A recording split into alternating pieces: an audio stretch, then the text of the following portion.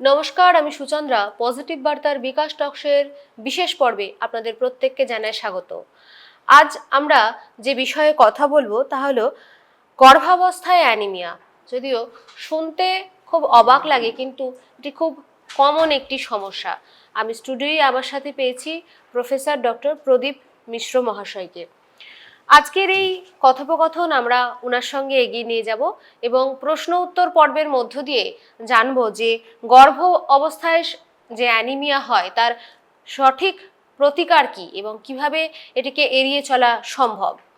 নমস্কার স্যার। নমস্কার, আমার নাম প্রদীপ মিশ্র। আমি এই শান্তিনিকেতন মেডিকেল কলেজে অধ্যাপক হিসেবে আছি। তো আজকে আমাকে গর্ভাবস্থায় যে রক্ত স্বল্পতা, অ্যানিমিয়া ইন প্রেগনেন্সি আমরা ইংরেজিতে বলি, সেইটার ব্যাপারে কিছু বলতে বলা হয়েছে। তো এই যে প্রথমে এই রোগের ব্যাপ্তিটার ব্যাপারে একটুখানি বলে দিই। আমাদের দেশে যত মহিলারা আছেন, শুনতে অবাক হলো এটা ঘটনা যে 40% মহিলারা কিন্তু রক্ত স্বল্পতায় ভোগেন। এবং যারা প্রেগনেন্সি যখন আসে তখন দেখা যায় তাদের মধ্যে অ্যানিমিয়া ইন প্রেগনেন্সি এর ইনসিডেন্স অলমোস্ট 40%। এবং কখন আমরা বলবো অ্যানিমিয়া ইন প্রেগনেন্সি? সাধারণভাবে নন প্রেগনেন্ট কন্ডিশনে মেয়েদের ক্ষেত্রে যখন হিমোগ্লোবিনের ম্যাক্স অপটিমাম লেভেল হচ্ছে 12 গ্রাম পারসেন্ট, 11-র নিচে নেমে গেলে তখন আমরা অ্যানিমিয়া বলা হয়। কিন্তু ইন প্রেগনেন্ট কন্ডিশনে 10-এর নিচে নামলেই, 10 অবধি আমরা অ্যালাউ করতে পারি, 10-এর নিচে নামলেই আমরা বলি যে সে অ্যানিমিক হয়ে গেছে। 10 থেকে 8 হচ্ছে মাইল্ড, 8 থেকে 6 হচ্ছে মডারেট, 6-এর নিচে হচ্ছে সিভিয়ার অ্যানিমিয়া। এখন অ্যানিমিয়া রোগের গুরুত্ব কতখানি আর একটা তথ্য আপনাদের দিলে ভালো করে বুঝতে পারবেন যে আমাদের দেশে যত ম্যাটার্নাল মর্টালিটি রেট, মানে জন্ম হওয়ার সময়, বাচ্চাদের জন্ম দেওয়ার সময় যেসব মায়েদের মৃত্যু হয়, সেই সংখ্যাটার মধ্যে যদি দেখা যায় anaemia itself responsible for 20% of maternal mortality and indirectly responsible for another 20% of the maternal mortality rate. So this is the significance and importance of treatment and management of the anemia in pregnancy. So next হচ্ছে যে এটা কেন হয়। Anaemia in প্রেগনেন্সির অনেকগুলো কারণ আছে। আমাদের দেশের যেমন নিউট্রিশনাল অ্যাসপেক্ট আছে, যেমন তারা যথেষ্ট পরিমাণে যে আয়রন ট্যাবলেট বা আয়রন যেটা খাবারের সঙ্গে যায় সেটা অ্যাডিকুয়েট হয় না। তারপরে হুকওয়ার্ম ইনফেস্টেশন আছে, এছাড়াও রিপিটেড চাইল্ড বার্থ আছে, এরকম অনেকগুলো ফ্যাক্টরস আছে। কিন্তু মোস্ট কমন ফ্যাক্টর হচ্ছে যে সাধারণভাবে মেয়েদের যেহেতু আয়রন লসটা ছেলেদের তুলনায় বেশি, নর্মাল যে ডায়েটে দেখা যায় যে একটা প্রেগনেন্ট ওমেন কিন্তু নর্মাল প্রসেসেই অ্যানিমিক হতে বাধ্য, যদি না সে আলাদা করে আয়রন ট্যাবলেট তাকে দেওয়া হয়। তো আমাদের এটা নর্ম হওয়া উচিত যে every pregnancy must be planned pregnancy, কোনো আনপ্ল্যান্ড প্রেগনেন্সি হবে না। তো প্রেগনেন্সি আসার আগে যে কাউকে দেখতে হবে যে সে যেন কোনো ক্রনিক ইলনেস না থাকে, যেমন ডায়াবেটিস হোক, প্রেশার হোক, হাইপারটেনশন হোক, হোয়াট এভার ইট মেবি, বা তার অ্যানিমিয়াও যেন না থাকে। তাহলে কি করতে হবে? তাকে আগে চেক করে দেখে নিতে হবে whether she is anaemic or not. তো ইফ ইট ইজ অ্যানিমিক, তার ট্রিটমেন্ট করাতে হবে, স্বাস্থ্যকেন্দ্রে যেতে হবে বা ডাক্তারের কাছে যেতে হবে। তার অ্যানিমিয়ার কারেকশান কী, কেন অ্যানিমিয়াটা হচ্ছে সেই কারণটা দূর করতে হবে এবং অ্যানিমিয়ার ট্রিটমেন্টটাও করতে হবে। কারণ হুকওয়ার্ম ইনফেস্টেশন হলে তাকে কৃমির ওষুধ খাওয়াতে হবে এবং রক্ত হওয়ার ওষুধ দিতে হবে যাতে তার অ্যানিমিয়া কারেকশান হয়ে যায়। সেরকম মানে যে কারণের জন্য হচ্ছে তার জন্য অন্য কোনো ক্রনিক ইলনেস থাকে, ধরুন টিউবারকুলোসিস ট্রিটমেন্ট করতে হবে, প্লাস হচ্ছে তাকে আয়রন ট্যাবলেটও দিতে হবে যাতে তার অ্যানিমিয়া কারেকশান হয়ে যায়। এবার প্রেগনেন্সি অবস্থায় যদি তাকে একটা নন প্রেগনেন্ট ওম্যান, সে যদি প্রেগনেন্সি অবস্থায় কোনো আয়রন ট্যাবলেট না নেয়, সে কিন্তু অ্যানিমিক হতে বাধ্য। কেননা তার যে একটা পেটে বাচ্চা বড় হবে, তার আয়রন ডিমান্ড সে তো মায়ের কাছ থেকে নেবে। স্বাভাবিক যে খাবারের মধ্যে থেকে সেই আয়রনের চাহিদা মিটবে না। তো তাকে কি করতে হবে? গভর্নমেন্ট, এটা হুয়ের রেকমেন্ডেশন আছে, গভর্নমেন্ট অফ ইন্ডিয়ার হেলথের রেকমেন্ডেশন আছে যে 100 দিন অন্তত 100 মিলিগ্রাম করে এলিমেন্টাল আয়রন নিতে হবে।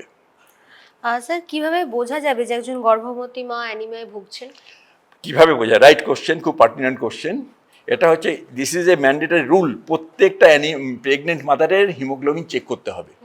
আমি যখনই দেখবো তার 10-এর উপরে আছে, ঠিক আছে, ভালো, 11 হলে তো সবচেয়ে ভালো, কিন্তু 10 হলেই আমাকে অ্যালার্ট হতে হবে, এবং 10-এর নিচে নামলেই সে অ্যানিমিক। আচ্ছা, অ্যানিমিয়া গর্ভবতী মা ও গর্ভের সন্তানের উপর কি ধরনের প্রভাব পড়ে? হ্যাঁ, এটাও খুব গুরুত্বপূর্ণ প্রশ্ন, যে তার সন্তানের উপর কী কী প্রভাব পড়ে। 1 নম্বর হচ্ছে, মায়ের যদি মানে হেলথ যদি ভালো না থাকে, তার সন্তানের হেলথ ভালো হবে না, তার গ্রোথের রিটার্ডেশন হবে। হ্যাঁ, তার মানে মায়ের অ্যানিমিয়া হলে, অ্যানিমিয়া ইটসেলফ শুধুমাত্র যে মেশিনটাকে ধ্বংস করে না, মেশিন নারীকেও ধ্বংস করে। কীরকম?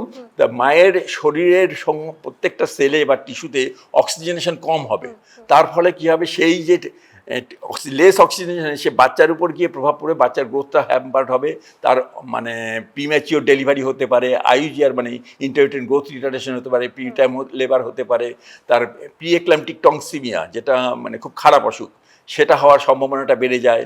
এরকম অনেকগুলোই কমপ্লিকেশান অ্যানিমিয়া ইটসেলফ দেখা যায় যে থাকলে বেড়ে যায়।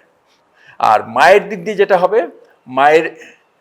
হবে, মায়ের ইল হেলথ হবে। মা একটা সামান্য একটু ব্লিডিং সেটা টলারেট করতে পারবে না, যেটা অল্প একটু মাত্রা হলে, যেটাকে আমরা পিপিএইচ বলি, সেটা কোনো মা টলারেট করতে পারলো। নন অ্যানিমিক হলে সেই যে কোলাপস করে যাবে, সঙ্গে সঙ্গে ব্লাডটা না করলে তার এমনকি মৃত্যু পর্যন্ত হতে পারে। তো অ্যানিমিয়া ইন প্রেগনেন্সির গুরুত্ব এখানটাই, যে এটাকে সবসময় আগে থেকে এটা খুব সহজে চিকিৎসা করা যায়, এবং করলে আমরা বহু মৃত্যু এড়াতে পারি, মায়েদের মৃত্যু এড়াতে পারি। স্যার, গর্ভাবস্থায় অ্যানিমিয়া প্রতিরোধে কি কি ব্যবস্থা নেওয়া যেতে পারে, যেটা আপনি বলছেন যে বহু জোরকে আমরা বাঁচাতে পারবো? Number 1, diet must be balance diet, এবং it should rich in protein also, not only protein, fruits, এইসবগুলো থাকতে হবে। নাম্বার 2 হচ্ছে যে ইন কমন যে কজগুলো, সেগুলো যেন থাকলে হবে না। ব্লিডিং পাইলস থাকলে তার চিকিৎসা করতে হবে, হুকওয়ার্ম থাকলে তার চিকিৎসা করতে হবে। এছাড়া তাকে রেগুলার আয়রন সাপ্লিমেন্টেশন করতে হবে। রেগুলার আয়রন সাপ্লিমেন্টেশন, প্রথম 3 মাস তার বমি টমি থাকে, সে নিতে পারে না, কিন্তু প্রথম 3 মাস কেটে গেলে পরবর্তী 6 মাস বা 6.5 মাস তাকে রেগুলার আয়রন ট্যাবলেট দিয়ে যেতে হবে। এটাতেই তার আয়রন যে রক্ত স্বল্পতা সেটা ঠিক হয়ে যাবে। স্যার, গর্ভাবস্থায় কোন কোন খাদ্য গর্ভবতী মায়ের জন্য প্রয়োজনীয়, যাতে তার এই যে সমস্যা তৈরি হচ্ছে রক্তাল্পতা, এটা খুব ভালো প্রশ্ন করেছেন। যে দেখা গেছে যে কোনো লিফি ভেজিটেবলস, যে কোনো যেগুলো অঙ্কুরিত ছোলা, শাক সবজি, ছোট মাছ, মাংসের মেটে, হ্যাঁ, এইগুলো সবই they are very rich in iron. কাজেই তার খাদ্যর মধ্যে যদি প্রচুর শাকসবজি, লিফি ভেজিটেবলস, অঙ্কুরিত ছোলা, ছোট মাছ, ডিম বা মাংস বা মাংসের মেটে এগুলো থাকে, তা ডেফিনেটলি তার অ্যানিমিয়া হওয়ার সম্ভাবনা কমে যাবে। কিন্তু আমি আবার বলছি যে তাকে যত খুশি ডায়েট দিন, পুরো ডায়েট দিয়েও তার পুরো আয়রন ডিমান্ড কিন্তু মিট আপ করা যাবে না, তাকে বাড়তি আয়রন তাকে দিতেই হবে। স্যার, আয়রন বা ফলিক অ্যাসিড সাপ্লিমেন্ট কতটা প্রয়োজনীয় এবং কখন থেকে খাওয়া উচিত? একদম স্ট্রেট নিয়ম আছে, প্রথম থেকে 100 milligram daily for last 100 days, একদম ডিকটাম। মানে আমি শেষ 6 মাস প্রত্যেক দিন 100 মিলিগ্রাম করে এলিমেন্টাল আয়রন দেবো, which is present in iron sulphate, বিভিন্ন রকম সল্ট আছে, আয়রন সালফেট আছে, আয়রন ফিউমারেট আছে, আয়রন অ্যাসকর্বেট আছে, বিভিন্ন রকম সল্ট আছে। আমার 100 মিলিগ্রাম করে এলিমেন্টাল, নিয়মটা হচ্ছে আমার প্রেগনেন্সির ডিম্যান্ড হচ্ছে 1 গ্রাম আয়রন।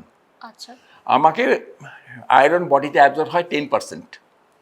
তা আমি যদি 100 মিলিগ্রাম এলিমেন্টাল আয়রন দিই, তাহলে তার হচ্ছে 10 মিলিগ্রাম আয়রন তার বডিতে যাবে। 100 দিনে তার 1 গ্রাম আয়রন মিট আপ হয়ে যাবে। তো কাজেই আমাকে 100 মিলিগ্রাম এলিমেন্টাল আয়রন দিতে হবে। এবং গভর্নমেন্ট অফ ইন্ডিয়ার যেসব আয়রন ট্যাবলেট আছে নর্মাল কন্ডিশনে, তাতে 100 মিলিগ্রাম এলিমেন্টাল আয়রন দিতে হয়। আর যারা অ্যানিমিক মাতা, তাদেরকে দুটো করে দিতে হবে।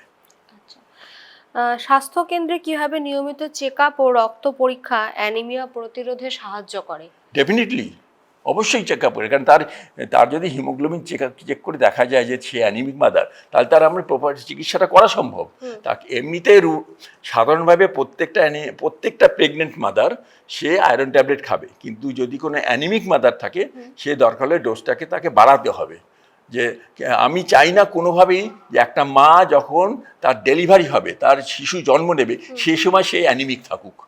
এটা হচ্ছে আমাদের লক্ষ্য থাকা উচিত, মোটো থাকা উচিত। আমার শেষ প্রশ্ন আপনার কাছে, পজিটিভ বার্তার দর্শকদেরকে যদি কিছু বার্তা দেন এই সম্ভাব্য অ্যানিমিয়ার হাত থেকে রক্ষা পাওয়ার জন্য। দেখুন, আমার মনে হয় একটা বার্তা সবারকে জানা উচিত যে 1 নম্বর হচ্ছে অ্যানিমিয়া ইন প্রেগনেন্সি খুব কমন একটা ডিজিজ বা ডিসঅর্ডার যাই বলুন, যেটা খুব সহজে প্রতিরোধ করা যায়। এই জন্য কী করতে হবে, একটু সচেতন হতে হবে, প্রত্যেককে জানতে হবে, সচেতন হবে, এবং আমাদের যেসব হেলথ সার্ভিস আমাদের সমাজে আছে সেই সার্ভিসগুলো নিতে হবে। স্বাস্থ্যকেন্দ্রের কাছে যেতে হবে, হ্যাঁ, বা ডাক্তারের কাছে যেতে হবে, এবং তাদের পরামর্শগুলো মেনে চলতে হবে, এইটুকুই ব্যাপার। ধন্যবাদ আপনাকে, অনেক অনেক Thank you. ধন্যবাদ আমাদের ধন্যবাদ। পজিটিভ বার্তা টিমের পক্ষ থেকে। সকলে ভালো থাকবেন, সুস্থ থাকবেন, এবং আমরা আশা রাখি ডক্টর প্রদীপ বাবু আমাদের আজ যে সাজেশনসগুলি দিলেন তাতে আগামী দিনে যারা মা হতে চলেছেন তাদের অনেকখানি উপকার হবে। সুস্থ থাকুন, আমাদের সাথে থাকুন। Think positive, be positive, positive বার্তা। নমস্কার।